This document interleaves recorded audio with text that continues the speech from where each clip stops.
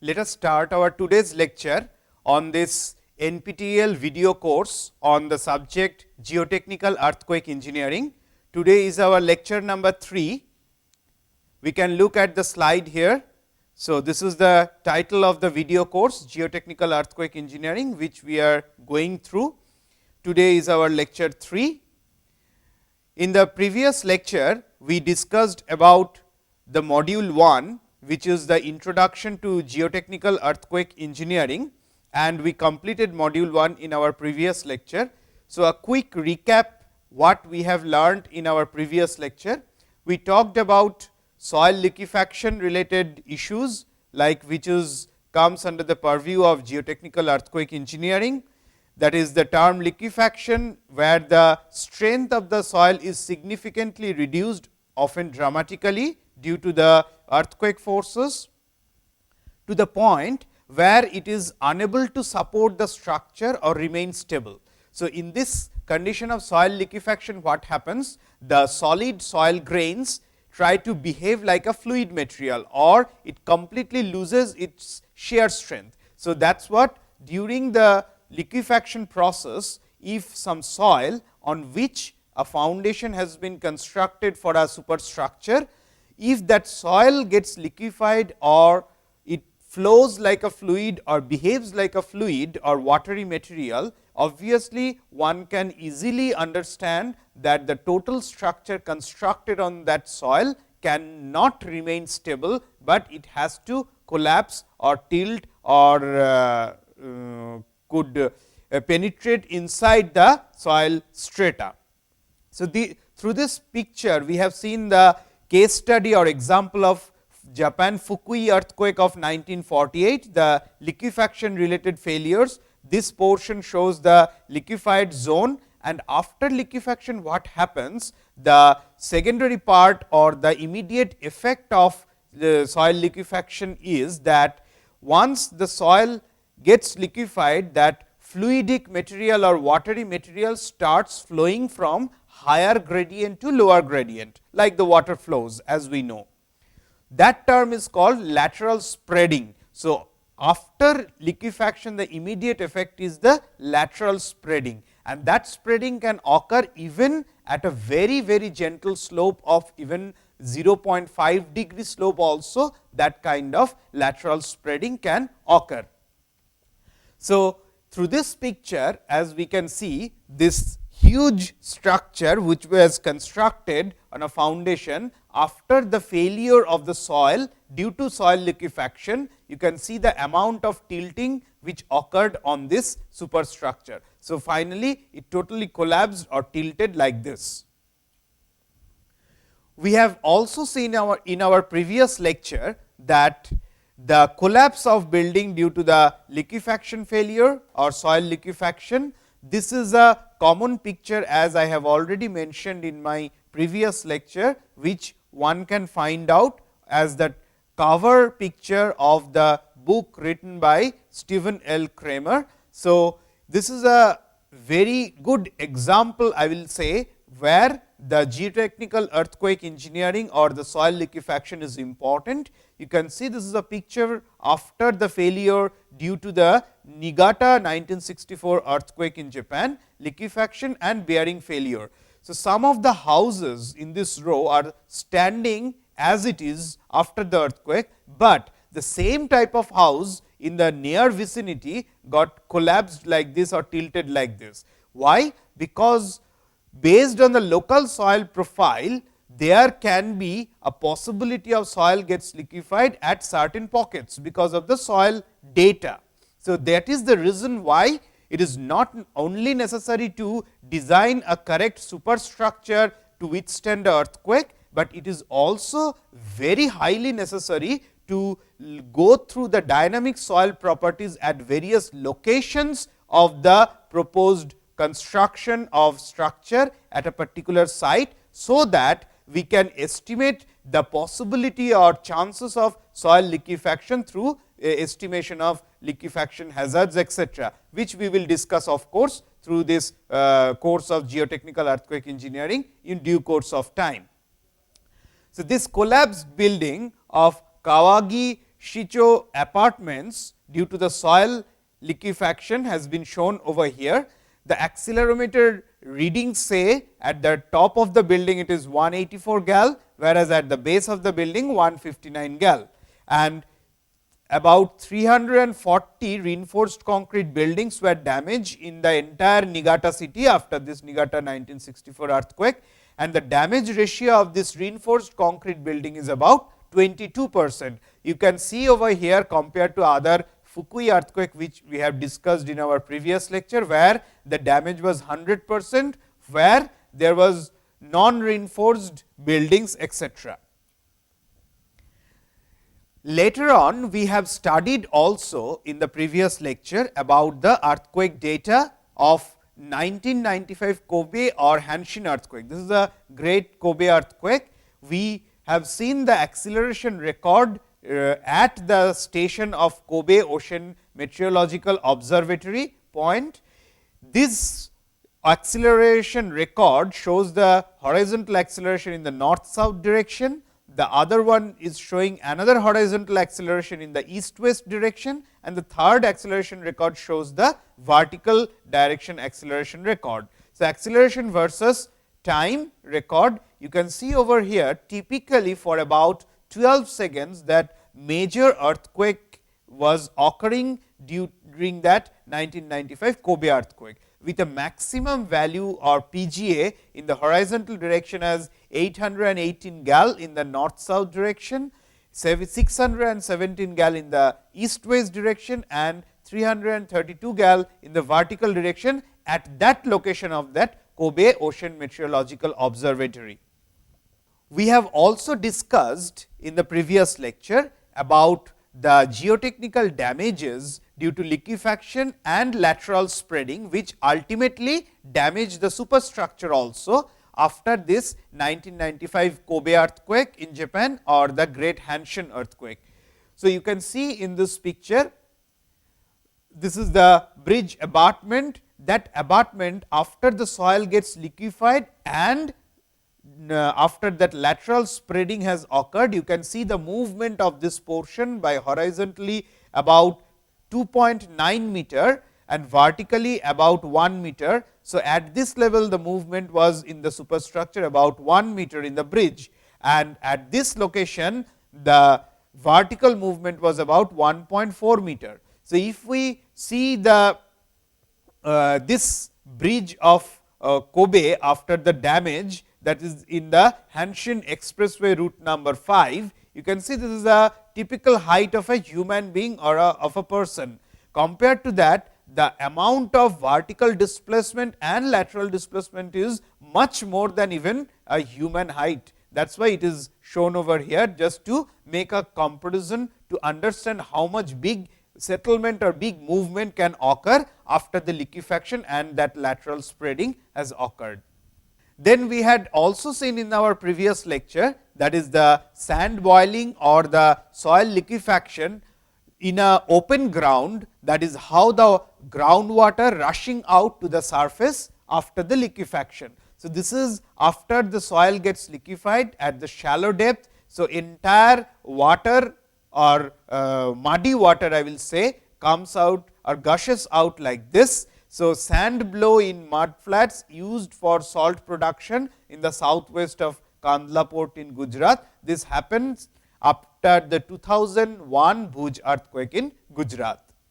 Then in the previous lecture, we also discussed about the principal types of earthquake damages due to the landslides also, and we have mentioned that landslide can occur due to liquefaction. Also, it can occur in non-liquefied soil, that is, it can even occur in rocky strata or rocky slopes also, where there is no chance of getting the material to get liquefied. Even on the steep soil or when there is no water present, there is no chance of getting the material to get liquefied. Even in that case also, due to extra horizontal load or shaking due to the earthquake, the slope or the instability problem of the slope may arise due to this earthquake. So, one damage can be due to the liquefaction for the landslide to occur or the slope instability to occur. another can be even in the non-liquefied soil due to the additional earthquake loads. So, all these landslide problems or slope stability problem we will discuss later on in this course, when we will discuss further about the design of slope and stability aspects under the earthquake condition. So, this picture we had shown through this picture, that what is the devastating effect of earthquake on the slope stability after the San Fernando earthquake of 1971. This is the landslide occurred after the earthquake. Then we had also seen that earthquake destruction on the retaining structure, that is, you can see this is the portion of the retaining wall which withstood the earthquake of September 1999 Chichi earthquake, which occurred in Taiwan, but some location there was a failure of the retaining wall. You can combine it probably with slope stability also for this retaining wall. As you can see, this wall is constructed on a slope.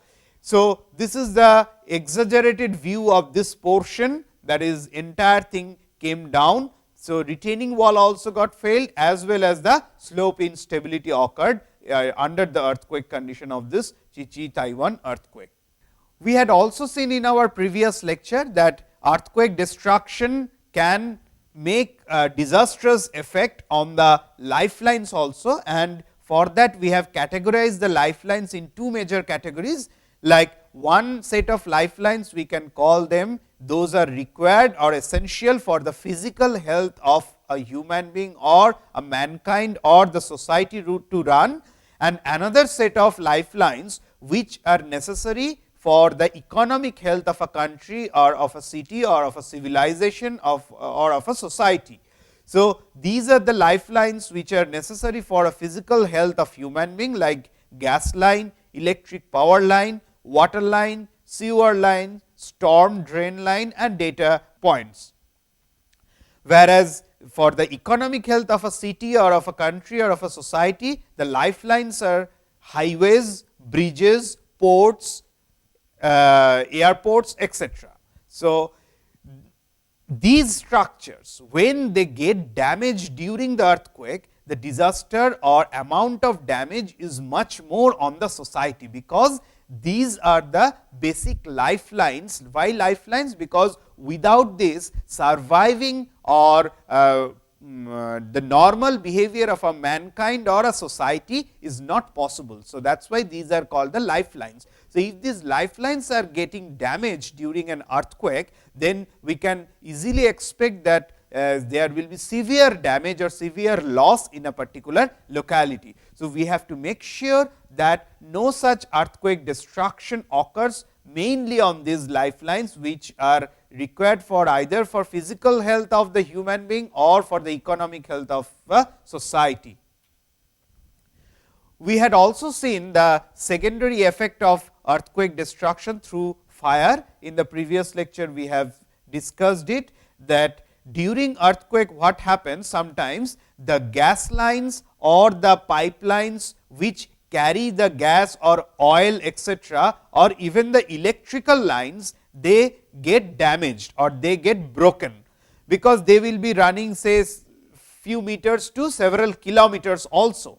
So, once these lifelines get damaged, what happens? There is high probability or high chances that these gases coming out from this broken gas line or the pipeline or this oil which are coming out, or even the electrical lines which are getting disrupted, they can easily ignite or it can caught fire in a huge locality after the earthquake. So, along with the earthquake related damages in a area, these fire hazards are indirect effect, but very well connected to the earthquake damages, and it propagates is at a so faster rate that damages will be much more in that locality. So, the destruction of the lifelines and utilities make impossible for the firefighters to reach the fires started and make the situation much worse. So, you can see the example in this picture, like 1906 San Francisco earthquake in California and US, that is an example where not only due to earthquake, but more hazard or more damages occurred after the earthquake due to the fire related disasters.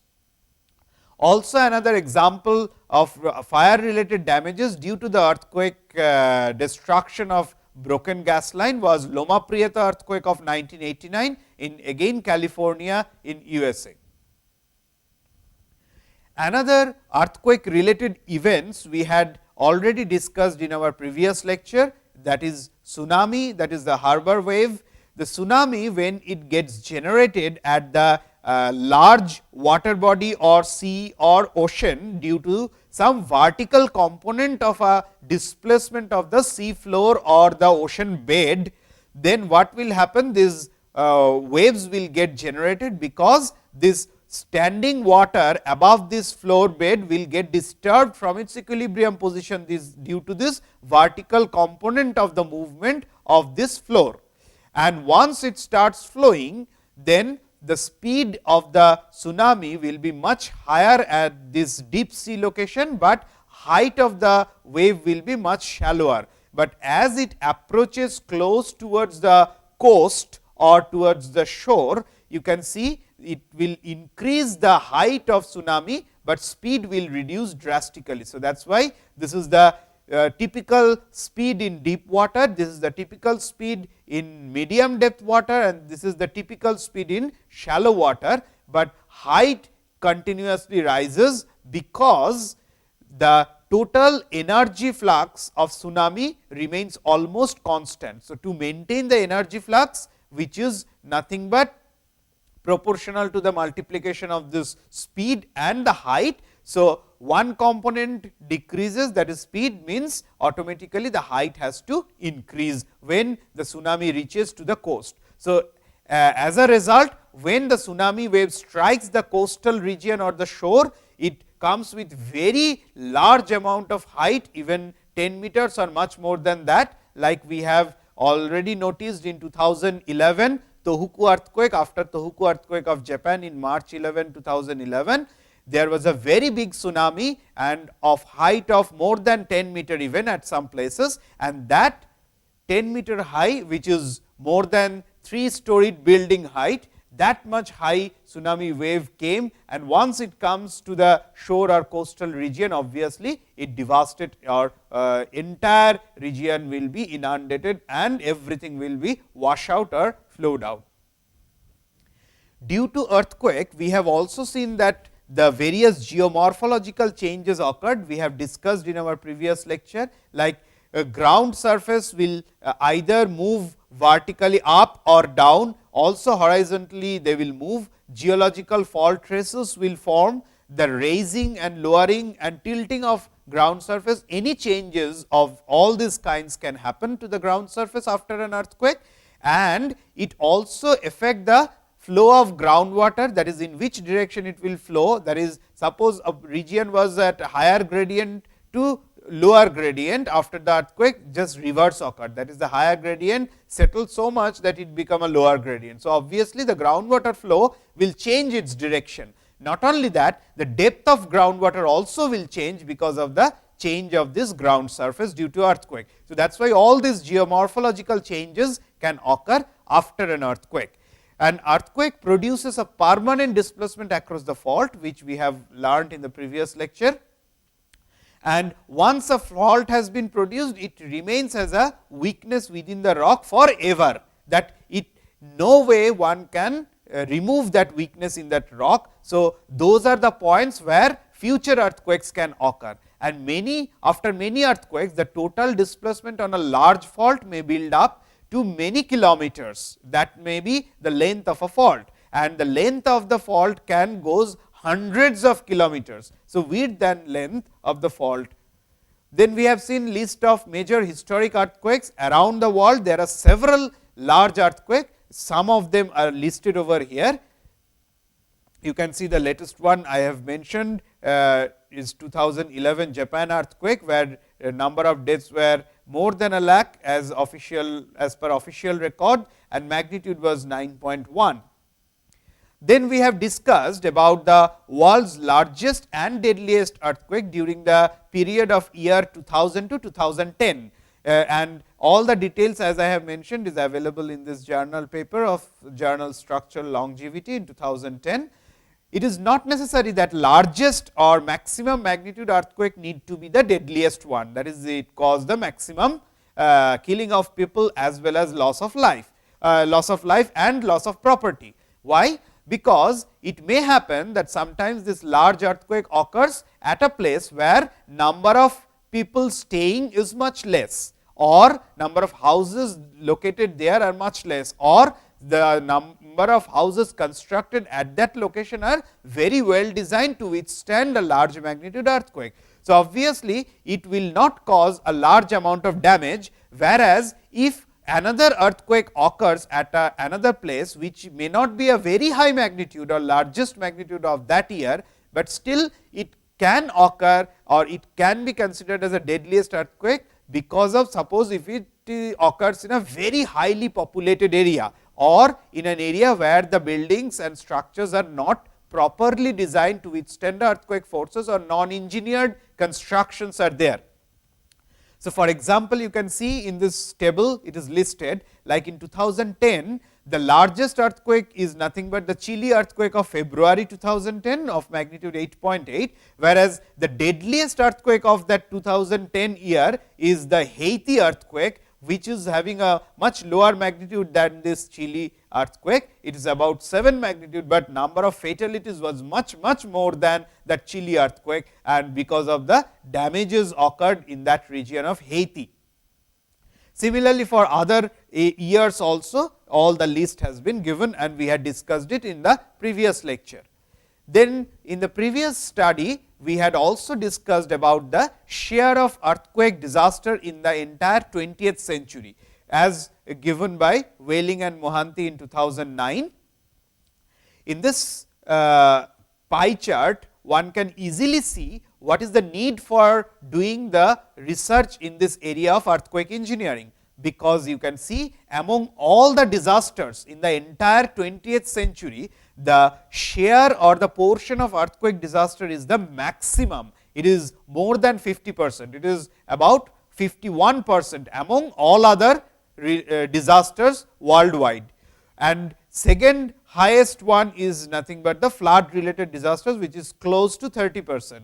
The third highest is the tropical storm, which is about 17%. The fourth highest one is the volcanic eruption, close to 2%. The fifth one is the tsunami related disaster hazard, and the sixth one is landslide related hazard. So, automatically this pie chart shows for the entire century of 20th century that earthquake takes a maximum share of the disaster, which automatically says why a further research on this earthquake engineering very essential, and that too for which region. If we talk about the regional share of this disaster of earthquake, you can see over here Asia and Pacific region shared more than 85% share of that earthquake disaster, and Europe, entire Europe about 7%, entire America about 7%, and Africa about just 0.5%.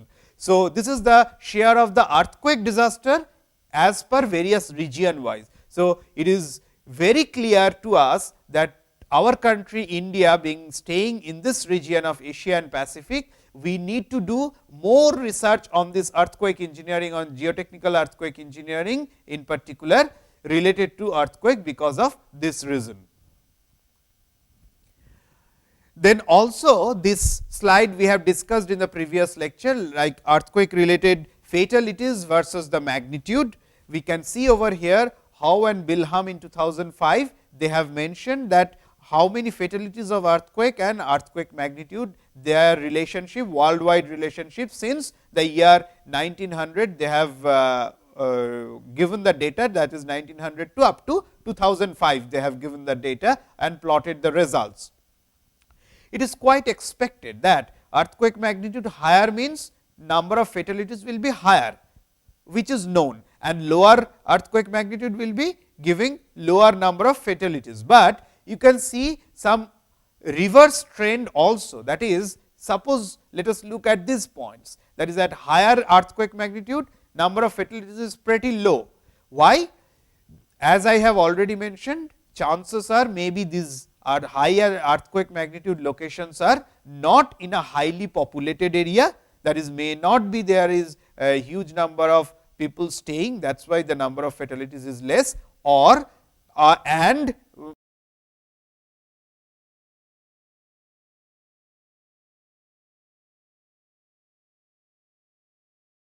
properly engineered design.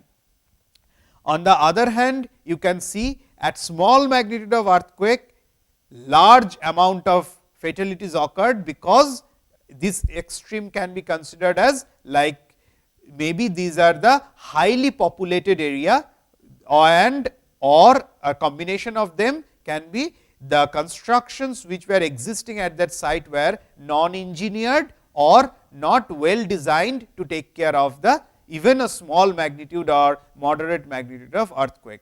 So, compared to that, the Kashmir earthquake of 2005 falls under this category, that is the magnitude somewhere here and number of fatalities of somewhere here. So, it is pretty high in this scale. So, with that we have completed our previous module, that is module number 1 in our previous lecture. So, in today's lecture, let us start our next module, that is module 2, which is basics of vibration theory. So, in this module 2, we will talk about the basics of vibration theory. But before starting this module 2, let me give a reference for this module 2, that is basics of vibration theory. That reference is nothing but another video course of NPTEL on the topic soil dynamics. In the same NPTEL video course soil dynamics, another module we had, module number 2, which was given by me, that is I took that lecture of soil dynamics for the NPTEL video course.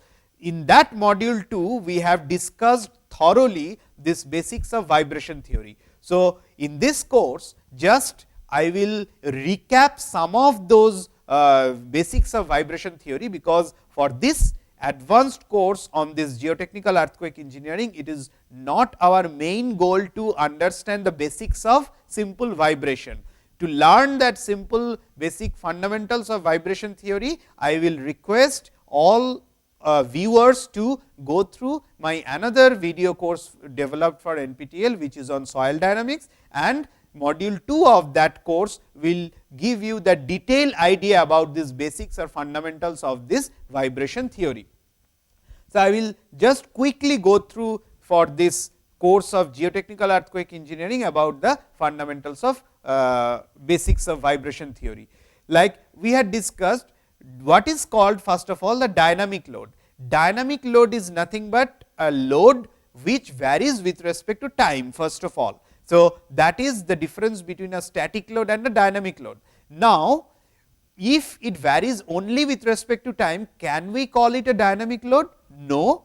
Another requirement is that time varying load which is acting on a body or on a system should create a vibration.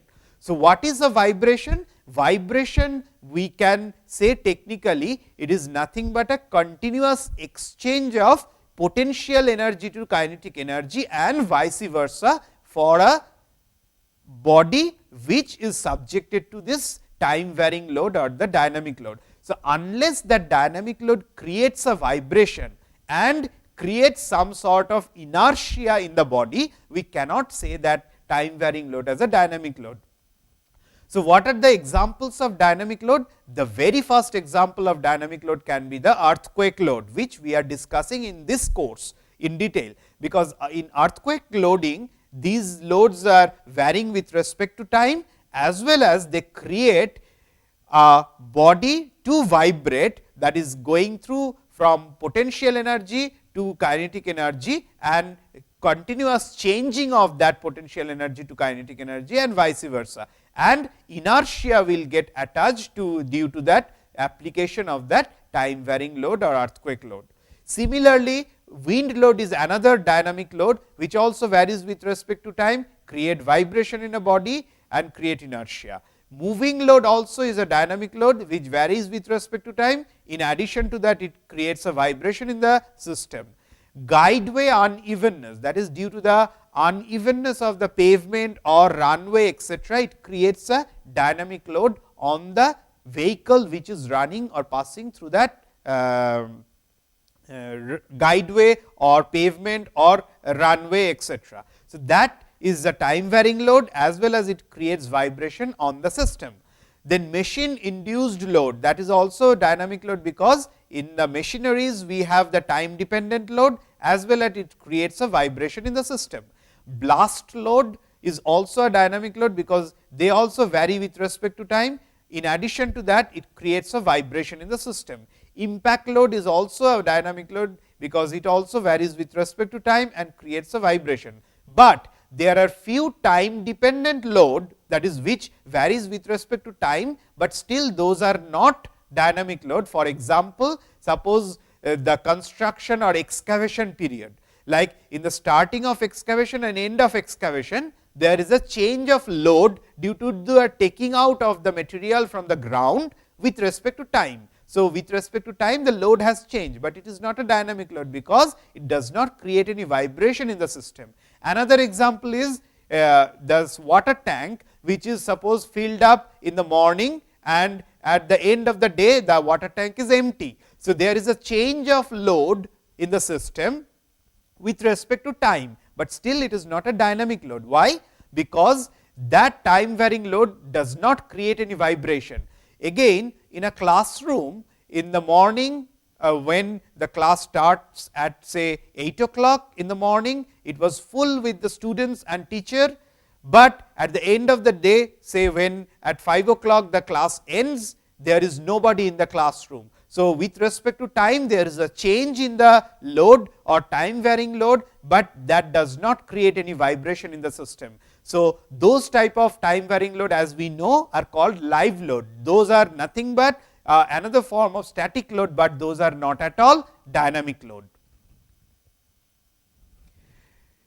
Then we have learned in our another course of soil dynamics what is known as degrees of freedom. This is the very basic or fundamental things to be identified in a process while modeling or analyzing any structure subjected to earthquake loading. So, degrees of freedom is nothing but number of independent coordinates or number of independent displacements. So, coordinates can be defined either in terms of displacement or in terms of velocity or any other suitable parameter. So, number of that independent coordinates which are required to define the displaced position or a new position of all the masses relative to their original position is defined as the degrees of freedom.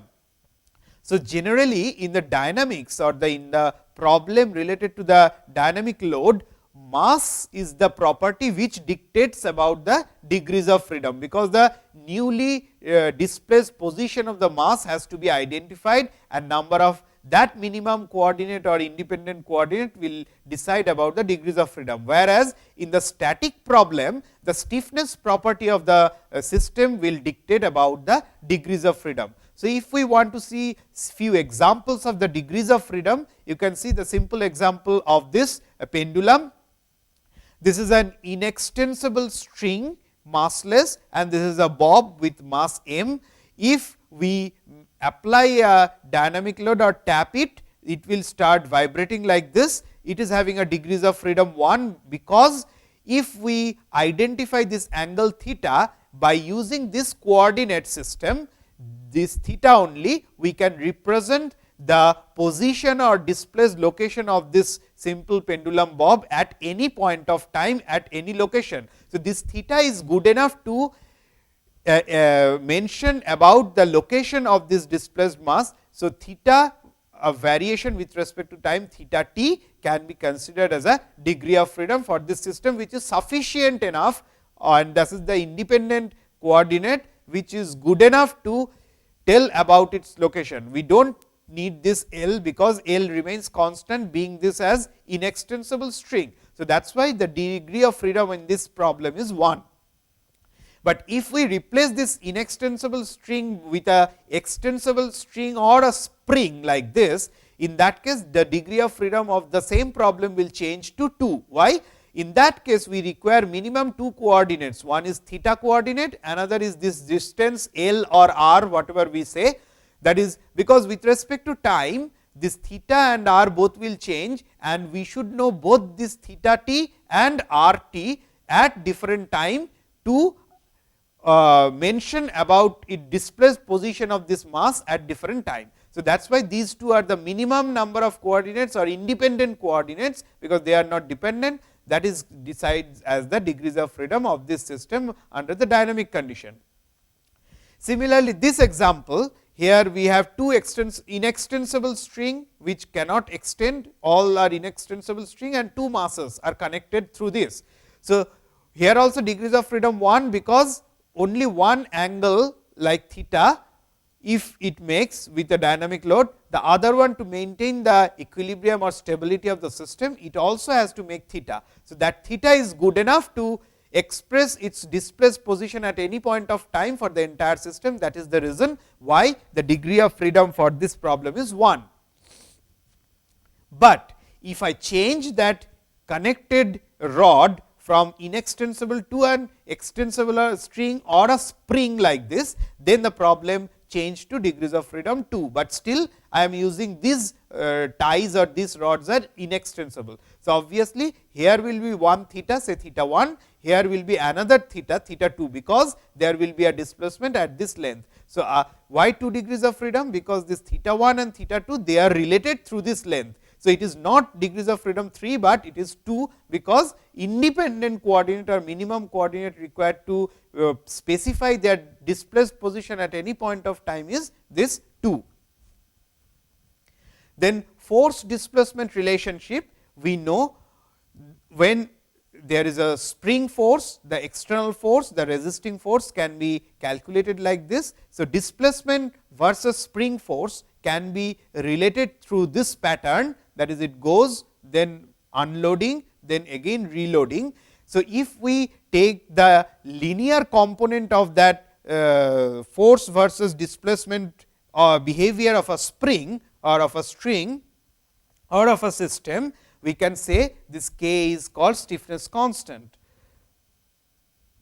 So, for a linear elastic system, as we have just seen, this spring force can be mentioned as F s equals to K times u, where K is the stiffness or spring constant times u is the displacement. So, for different types of structure, depending on their boundary condition, we can have different values of the stiffness. Like for this both fixed end structure, single story single bay structure like this, where we have the EI of column and EI of beam mentioned over here. This is the height of the column, this is the length of the beam, this is the displacement.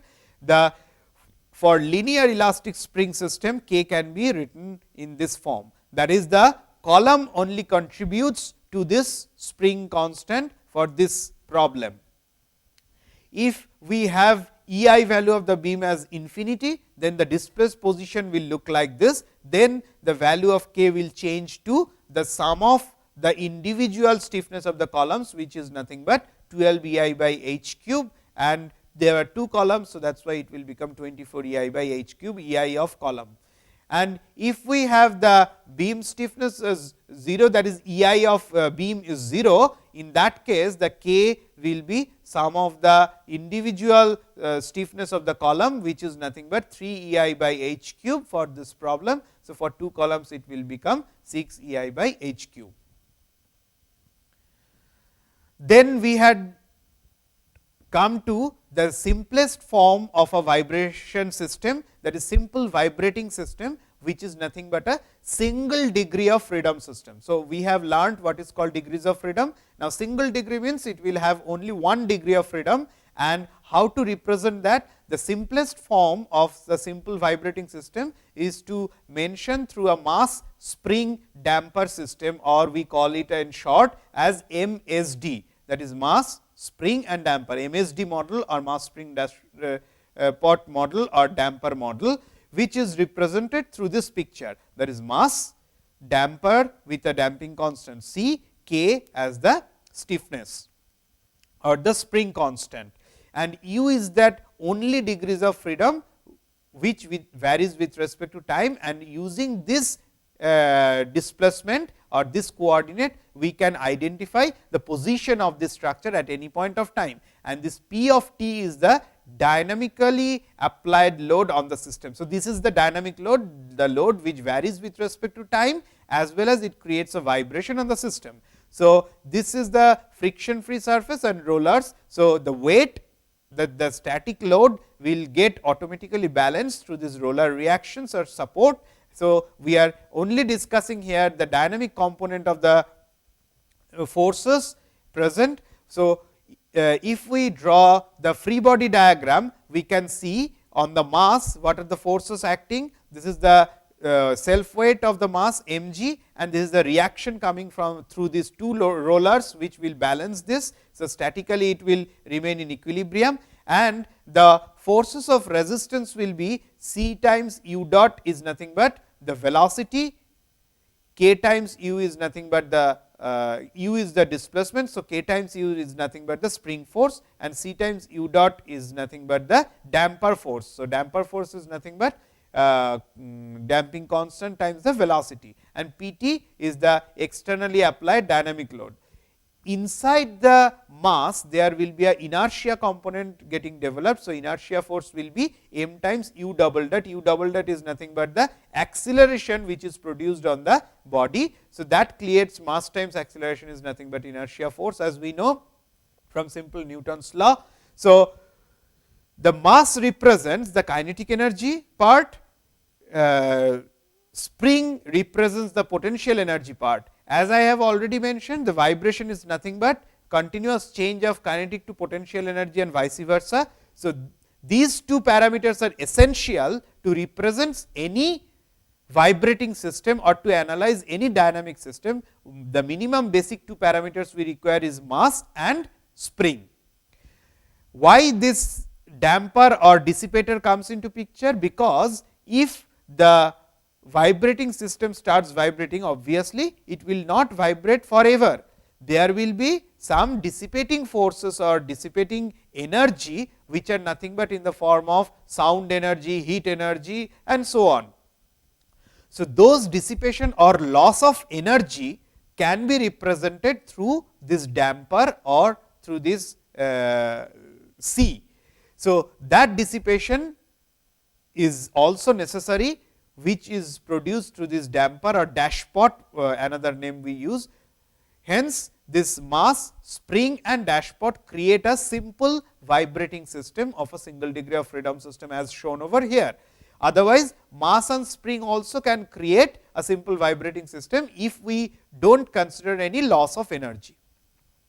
Now, what is D'Alembert's principle? We always use D'Alembert's principle to maintain the equilibrium of the state under the dynamic loading condition. It says that for any object which is in motion, the externally applied forces, say it is P of t here, inertial force, it is m u double dot here, and the forces of resistance, that is C u dot and K u, because when this P of t is applied on the system, it tries to pull it in this direction at one instant, let us say.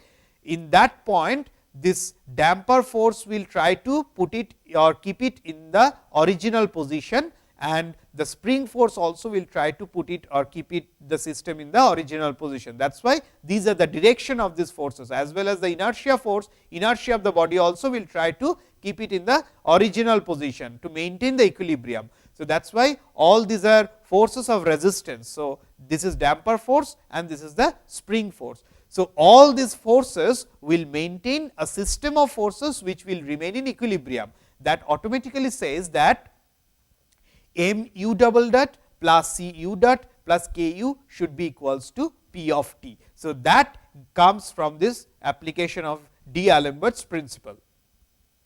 Hence, if we write the linear model for the equation, what we can do?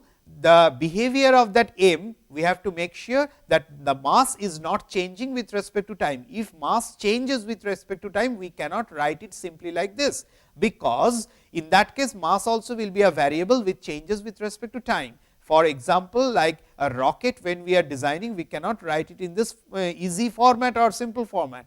Similarly, for a damper or dashpot, if it is linear, then only it will behave like this, that is the velocity versus the force, damper force versus velocity will follow a linear line passing through the origin with a constant of that line as c, which is nothing but the damping constant.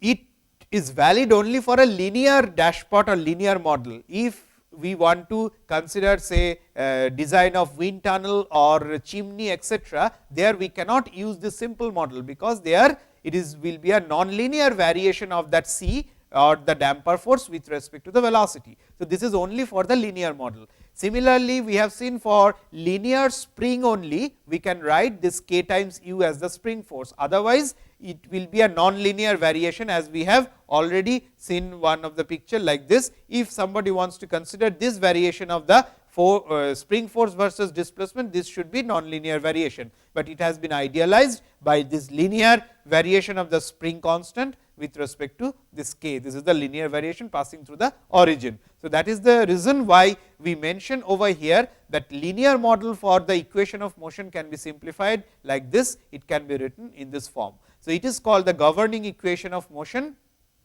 for a linear system for a single degree of freedom system of a simple vibrating system, which is nothing but, as I said, mu double dot plus cu dot plus ku equals to p of t, and the corresponding units which are used for this m parameter, k parameter and c parameter are in MLT system, in FLT system and in SI unit. Commonly used are for mass we use kg, for stiffness we use Newton per meter, for damper or damping constant we use Newton second per meter units for the SI unit.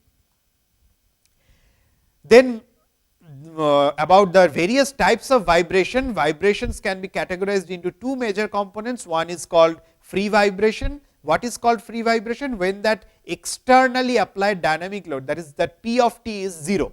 Then why that vibration occurs? Because that vibration occurs due to the initial displacement and initial velocity. So, initial tapping or initial application of a force is necessary to create a free vibration. That is why either the initial displacement or the initial velocity or the combination of them should be non-zero when we are considering a free vibration, because there is no other externally applied dynamic load acting on the system. So, it is trying to vibrate freely. So, that p t should be 0 in that equation, that is called free vibration. Otherwise, if that p t is non-zero, if some non-zero value or some dynamic load is externally acting on the system, then we call it as forced vibration. Within free vibration, we have sub classification as undamped, that is when there is no damper, C is 0, that is we are not considering any dissipation of energy or any loss of energy, that is called undamped free vibration system. And damped free vibration system is that when we are considering that damping is non-zero, that is damping is present. Similarly, forced vibration also can be sub classified as undamped forced vibration when we do not consider any loss of energy, and damped forced vibration when we are considering loss of energy through the damper. Another way of sub classifying the forced vibration is called periodic and aperiodic. What is periodic forced vibration? If the behavior of the vibration or the load which is acting on the system is repeating after certain intervals, that is the same behavior is repeating after certain interval, then we call it as periodic. And what is aperiodic? When it is not repeating after a certain interval, then we call it as aperiodic, or another word we use for this is random. So, within aperiodic or random, again we have two sub classification. One is called transient type aperiodic forced vibration, when the time for which the dynamic load is acting is for a finite time duration. For example, the earthquake load. So, our earthquake loading problem we will have to discuss as a transient aperiodic forced vibration, because here the application of that load acts for a finite time, whereas the steady state where the application of that load acts infinity of the time, that can be considered, for example, the wind load as aperiodic steady state forced vibration. Then we had also seen in our soil dynamics course for this module 2, what is the solution for the free vibration under the simplest condition of undamped free vibration. The basic equation will boils down to mu double dot plus ku equals to 0, because P t is not present as well as the damper is not present. The solution of this second order differential equation is simple: u of t equals to a cosine of omega n t plus b times sine of omega n t. This omega n is nothing but it is called the natural circular frequency, which is expressed as root over k by m. K is the stiffness, mass is and m is the mass. It is expressed in the unit of radian per second. It is natural frequency in the circular nature, and a and b are the constants which are determined from the initial condition. As I said, initial displacement and initial velocity must be non-zero for the free vibration. So, from the initial condition, that is at when t equals to 0, there will be some displacement or some velocity, or both should be present. From that condition, we can get the constants a and b. So, using those initial displacements, say at t equals to 0 as u naught and initial velocity as u naught dot, we can get the constants of a and b, and this will be the complete solution. And how to know the behavior, that is u of t with respect to variation of the time, this is the behavior. At t equals to 0, this is the initial displacement, the slope at starting gives us the initial velocity, and this is called T n. This is called c, which is nothing but the amplitude of motion. So, this amplitude of displacement can be obtained like this, and natural frequency can be obtained f n equals to omega n by 2 pi in the unit of hertz, and the natural period can be calculated as 2 pi by omega n in the unit of second. Then for the earthquake excitation, how the equation changes, this is the ground displacement, this is the total displacement at the top for a simple single degree of freedom system, concentrated mass over here, this is the damper, and this is the relative displacement at the upper portion. We can write down the inertia force, damper force and spring force equals to 0, and it has to be put, mass is related to this total displacement over here. That means, the inertia force will be related to the total acceleration, and for the damper and spring, it will be the relative displacement. So, relative velocity and relative displacement has to be considered, which automatically gives us the final equation of motion for a linear system like this for an earthquake excitation.